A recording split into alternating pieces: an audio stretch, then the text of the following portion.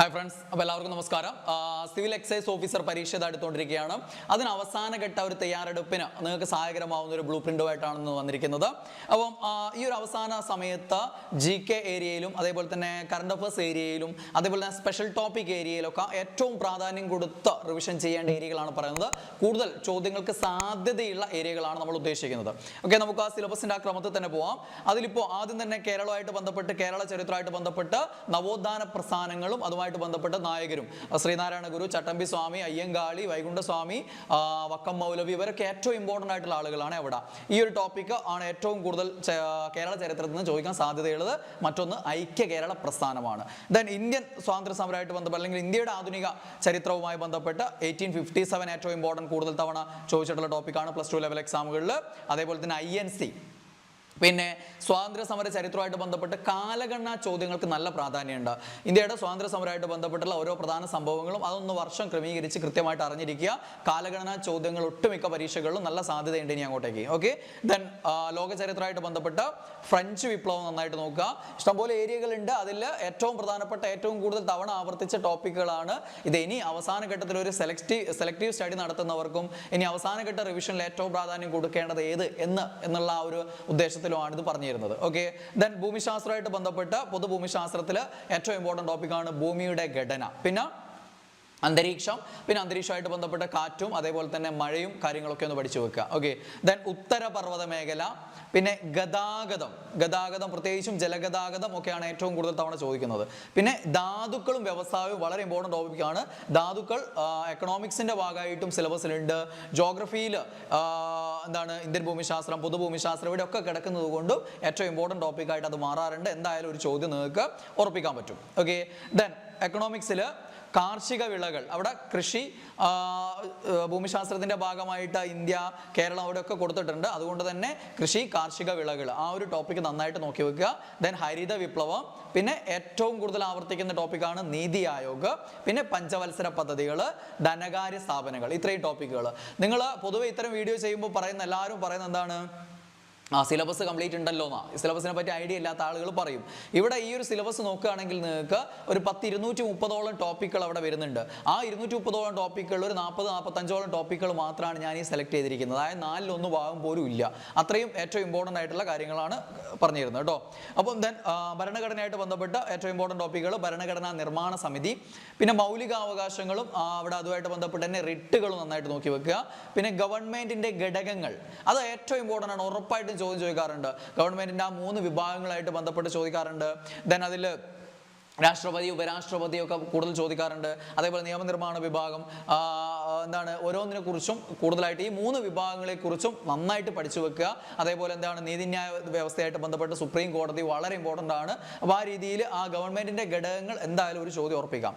Then Panchayati Raj, okay, സമിതികൾ, കാര്യങ്ങൾ, പഞ്ചായത്ത് രാജുമായിട്ട് ബന്ധപ്പെട്ടുള്ള ഭരണഘടനാ ഭേദഗതികൾ, ഇതൊക്കെ ഇമ്പോർട്ടൻ്റ് ആണ്. പിന്നെ ഭരണഘടനാ ഭേദഗതികൾ, പിന്നെ സിലബസിൽ എടുത്ത് പറഞ്ഞിട്ടില്ലാത്തൊരു ഏരിയയാണ്.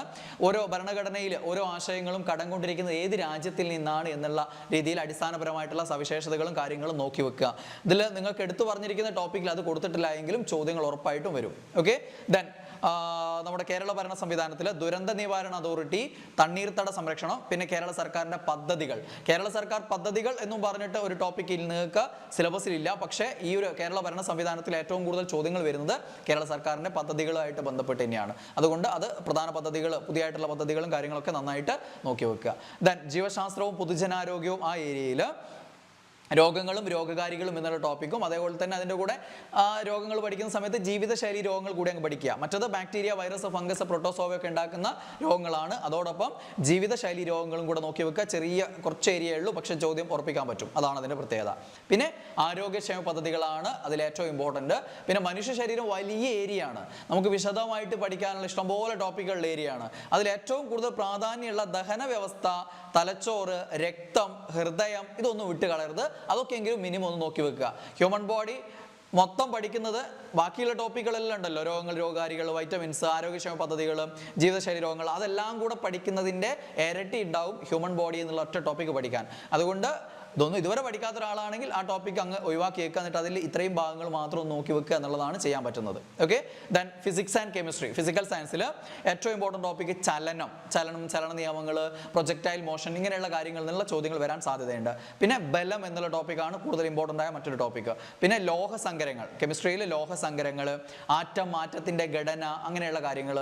പിന്നെ ലോഹങ്ങളുമായിട്ട് ബന്ധപ്പെട്ട ലോഹങ്ങളുടെ അയിരുകൾ, ലോഹങ്ങളുടെ ശുദ്ധീകരണ മാർഗ്ഗങ്ങൾ, 10ാം ക്ലാസ്സിലുള്ള 4ാമത്തെ ചാപ്റ്ററിലെ വളരെ ഇമ്പോർട്ടൻ്റ് ആണ്. അപ്പോൾ അങ്ങനെയുള്ള കാര്യങ്ങൾ. പിന്നെ ആസിഡും ആൽക്കലിയും എന്നുള്ള ടോപ്പിക്ക്. ഇത്രയാണ് ഏറ്റവും ഇമ്പോർട്ടൻറ്റ് ടോപ്പിക്കായിട്ട് ഞാൻ പറയുന്നത്. നിങ്ങൾക്കറിയാം ഫിസിക്സിൽ 8 മൊഡ്യൂളുകളിലായിട്ട് ഇഷ്ടംപോലെ ടോപ്പിക്കുകൾ കിടക്കുന്നുണ്ട്. കെമിസ്ട്രി 3 മൊഡ്യൂളുകളിലായിട്ട് ഇഷ്ടംപോലെ ടോപ്പിക്കുകൾ കിടക്കുന്നുണ്ട്. അപ്പോൾ അതിൽ നിന്ന് ഏറ്റവും പ്രധാനപ്പെട്ട കുറച്ച് ടോപ്പിക്കുകൾ മാത്രം പറഞ്ഞതാണ്. ഇതൊക്കെയെങ്കിലും നന്നായിട്ട് നോക്കി വെക്കുക. പിന്നെ കലാ, കായികം, സാഹിത്യം, സംസ്കാരം, ആ ഒരു ഏരിയയിൽ സാംസ്കാരിക സ്ഥാപനങ്ങൾ, നമ്മുടെ കേരള സാഹിത്യ അക്കാദമി, സംഗീത നാടക അക്കാദമി, ഇതിൻ്റെയൊക്കെ രൂപീകരിച്ച വർഷം, ആ സ്ഥാനം, അതിൻ്റെ തലപ്പത്തിരിക്കുന്ന ആളുകൾ, അങ്ങനെയുള്ള കാര്യങ്ങളൊക്കെ നന്നായിട്ട് നോക്കി വെക്കണം. പിന്നെ ഒളിമ്പിക്സും പാരാലിമ്പിക്സും, അതിൽ പാരാലിമ്പിക്സ്, ഇതൊക്കെ ഏറ്റവും ലേറ്റസ്റ്റും പിന്നെ തുടക്കം എന്നുള്ള രീതിയിൽ, പിന്നെ ഇന്ത്യയുടെ നേട്ടങ്ങൾ, ഇതൊക്കെ നന്നായിട്ട് നോക്കി വെക്കുക. ആ ഒരു ഏരിയയിൽ നിന്ന് വിശാലമായ ഏരിയയാണ്. കലാകായികം, സാഹിത്യം, സംസ്കാരം എന്ന് പറഞ്ഞ് ഇഷ്ടം പോലെ കിടക്കുന്നുണ്ട്. അതിൽ ഈ ഏരിയ ഏറ്റവും ഇമ്പോർട്ടൻ്റ് ആയിട്ട് കരുതുക. ദെൻ കേരളത്തിലെ സാംസ്കാരിക ചരിത്രവും സംഭാവനകളും, അവിടെ പ്രത്യേകിച്ചും ഈ ക്ഷേത്രപ്രവേശന വിളംബരം, വള്ളംകളി, ഇങ്ങനെയുള്ള കാര്യങ്ങളൊക്കെ ഈ സാംസ്കാരിക മേഖലയായിട്ട് ബന്ധപ്പെട്ട് പരീക്ഷ ചോദ്യങ്ങൾ വരാറുണ്ട്. അതേപോലെ സാംസ്കാരിക നായകരെ, നവോത്ഥാന നായകരെ കുറിച്ചുള്ള ചോദ്യങ്ങളും ഇവിടെ കടന്നു വരാറുണ്ട് ഈ ഒരു ഏരിയയിൽ, കലാകായികം, സാഹിത്യ, സംസ്കാരം ഏരിയയിൽ. അപ്പോൾ അതുകൊണ്ട് കൂടിയാണ് നവോത്ഥാന പ്രസ്ഥാനം പഠിക്കുന്ന സമയത്ത് നവോത്ഥാന നായകർ നിങ്ങൾക്ക് ഇവിടെയും കൂടി അത് ഗുണം ചെയ്യും. നന്നായിട്ട് നോക്കുക. പിന്നെ സാഹിത്യ കൃതികൾ ഒക്കെ വലിയ ടോപ്പിക്കാണ്. അപ്പോൾ അവിടെയൊക്കെ ഇതിൽ നിങ്ങൾക്ക് തന്നിട്ട് കാര്യമില്ല, അവസാന ടൈമിൽ നിങ്ങൾക്ക് തീർക്കാൻ പറ്റില്ല. പക്ഷെ തൂലികാ നാമങ്ങൾ നന്നായിട്ട് നോക്കി വെച്ചേക്കുക. കാരണം കുറച്ചേ പഠിക്കാനുള്ളൂ, ചിലപ്പോൾ ഒരു മാർക്ക് ഉറപ്പിക്കാൻ പറ്റും. അതുകൊണ്ട് അതൊന്ന് നോക്കുക. ദെൻ കറണ്ട് അഫേഴ്സിൻ്റെ കാര്യത്തിൽ ഈ ഒരു +2 ലെവൽ എക്സാമിന് കറണ്ട് അഫേഴ്സ് ഏറ്റവും നിങ്ങൾ പ്രാധാന്യം കൊടുക്കേണ്ട ടോപ്പിക്കുകളാണ്. ഒന്ന് നൊബേൽ സമ്മാനം 2024 2023 കൂടെ നോക്കി വെക്കുക. ദെൻ പണ്ട് കാലം മുതൽ ഇന്ന് വരെയുള്ള ഇന്ത്യക്കാരുടെ നേട്ടങ്ങളോട് നോക്കി വെക്കുക. അത് ആനുകാലികത്തിൽ വരുന്ന അല്ലെങ്കിലും ചോദ്യങ്ങളായിട്ട് ചിലപ്പോൾ വരാറുണ്ട്. പ്രത്യേകിച്ചും 2024 2023 നോക്കി വെക്കുക. ദെൻ ബഹിരാകാശ ഗവേഷണം, പ്രതിരോധ ഗവേഷണം, ഏറ്റവും കൂടുതൽ കറണ്ട് അഫേഴ്സ് ചോദ്യങ്ങൾ വരുന്ന ഏരിയ ഇതാണ്. ഒന്നുകിൽ ബഹിരാകാശ ഗവേഷണം, അതേപോലെ തന്നെ അതുള്ള പേപ്പറിൽ തന്നെ പ്രതിരോധ ഗവേഷണ മേഖലയിൽ നിന്നും ചോദ്യങ്ങൾ വരാറുണ്ട്. നന്നായിട്ട് നോക്കുക. ദെൻ സുപ്രധാന പദവികളും നിയമനങ്ങളും, ഇന്ത്യയിലെയും കേരളത്തിലെയും പ്രധാന പദവികളിൽ അത് വഹിച്ചുകൊണ്ടിരിക്കുന്ന ആളുകൾ, ഇപ്പം ഉണ്ടായ സ്ഥാനമാറ്റങ്ങൾ, അതൊക്കെ നന്നായിട്ട് നോക്കി വെക്കുക. ദെൻ അവാർഡുകൾ, കലാമേഖല, കായിക മേഖല, സാഹിത്യ മേഖലയിലുള്ള പ്രധാന അവാർഡുകൾ, കേരളത്തിലെയും ഇന്ത്യയിലെയും പ്രധാന അവാർഡുകൾ, അത് ലഭിച്ച ആളുകൾ, ലഭിച്ച കൃതി, അങ്ങനെയുള്ള കാര്യങ്ങൾ ഏറ്റവും ഇമ്പോർട്ടൻ്റ് ആണ്. പിന്നെ നേരത്തെ കേരള ഭരണ സംവിധാനത്തിലും ഇമ്പോർട്ടൻ്റ് ആണ്. കറണ്ട് അഫേഴ്സിൽ ഇമ്പോർട്ടൻ്റ് ആണ് കേരള സർക്കാർ പദ്ധതികൾ.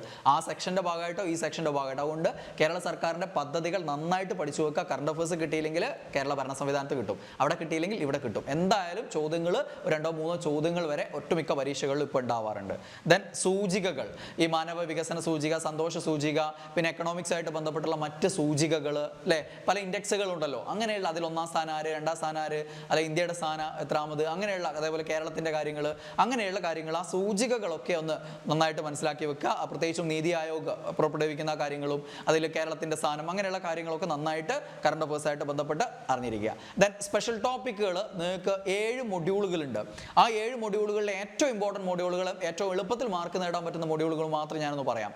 1ാമത്തെ മൊഡ്യൂൾ അബ്കാരി ആക്ട് ആണ്. 4 മാർക്ക് നിങ്ങൾക്ക് അവിടെ നിന്ന് നേടാൻ പറ്റും. ഇവിടെ തന്നെ പല പരീക്ഷകളിലും ഏറ്റവും കൂടുതൽ, അതായത് മദ്യം വാങ്ങുന്നതിനും കൈവശം വെക്കുന്നതിനുള്ള പ്രായപരിധിയൊക്കെ എല്ലാ പരീക്ഷയിലും ചോദിക്കും. അത് നിങ്ങളുടെ പരീക്ഷയിൽ ഉറപ്പായിട്ടും ഉണ്ടാവും, അല്ലെ, എന്തായാലും ഉണ്ടാവാൻ സാധ്യതയുള്ളതാണ്. അതേപോലെ കോട്ട്പ ആക്ട് 3 മാർക്ക് ഒട്ടുമിക്ക പരീക്ഷകളിലും ഉണ്ടാവും. അപ്പോൾ അതൊക്കെ പഠിച്ചു കഴിഞ്ഞാൽ, മൊത്തം പഠിക്കാൻ പറ്റൂലെങ്കിൽ ഇനി ഇതെങ്കിലും നന്നായിട്ട് പഠിക്കുക. ഓക്കെ, അപ്പോൾ ഇതൊക്കെ പഠിച്ചാൽ അവിടുന്ന് 4, 3, 7 മാർക്ക് ഏരിയ.